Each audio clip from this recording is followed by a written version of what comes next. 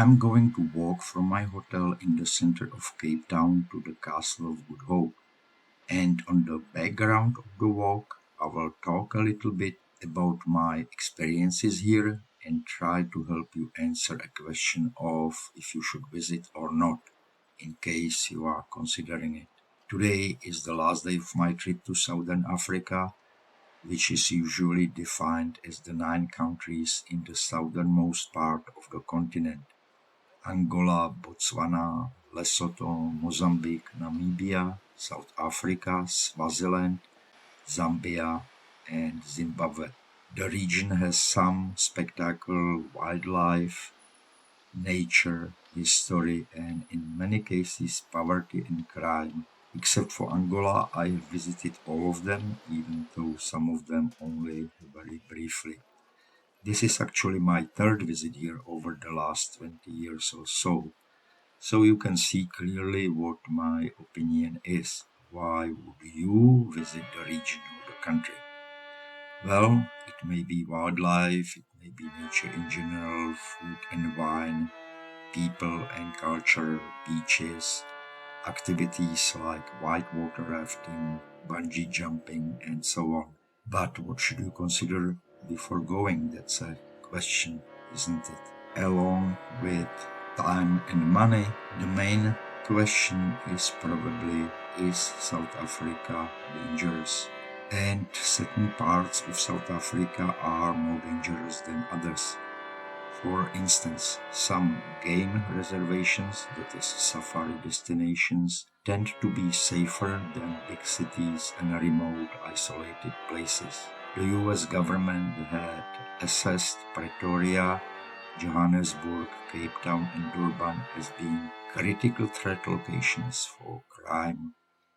The report named armed robbery as the most prevalent major crime in South Africa. So, of course, you can be targeted if you wear luxurious clothes, designer labels, jewelry. Well, keep your valuables close to your body. If you plan to rent a car, never leave valuables visible on the seats and park in areas protected by car guards. Well, and I would say never ever leave anything in your car, because what may be almost worthless to you may still be attractive for a potential thief. And another question is South Africa safe for solo travelers? Some travel experiences like guided tours and safaris are perfectly conducive to solo travel, but wandering around the cities of South Africa alone is not recommended, especially for women. It has one of the highest rates of rape in the world, and of course, don't wander around in urban areas after dark. And the biggest stupidity, in my humble opinion, is to go to a bar and get drunk and walk to your hotel in the middle of the night. You can do that at home.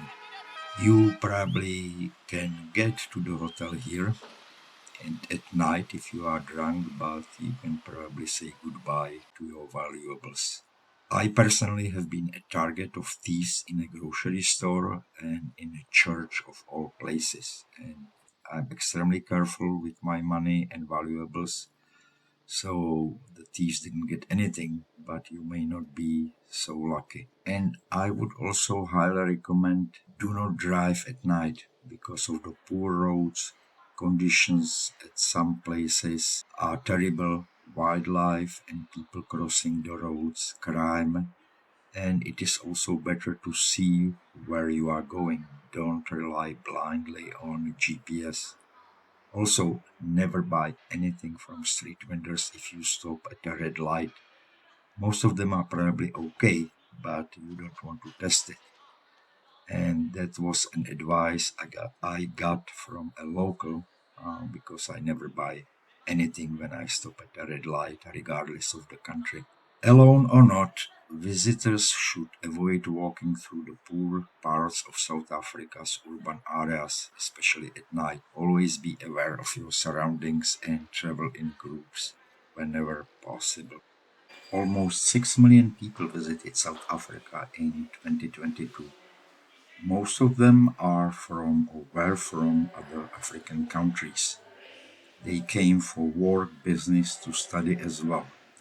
It is about half of pre-pandemic level. Just to get a little understanding how many overseas tourists visited, have a look at this table.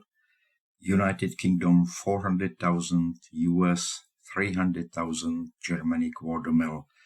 That was in 2015. Now it is of course still less than that. And some observations I have made. The country has many problems, but for you it may be the problem with electricity. Load shedding, as they call it, has become synonymous in the life of every South African.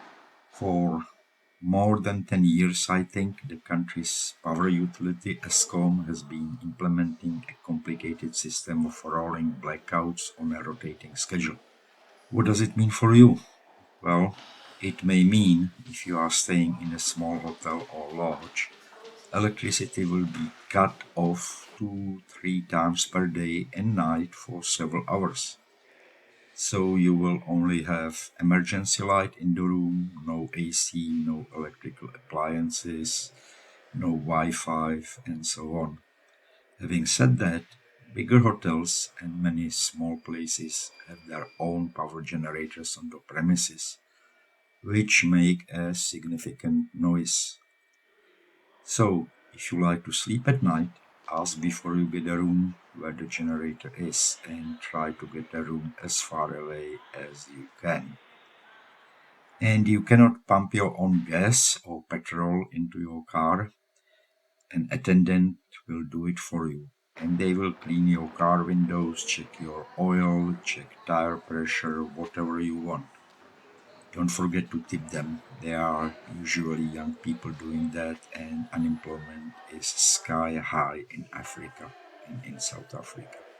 And they do fast and good job. That is my experience. And the driving distances can be long, long, long, all day long, several days.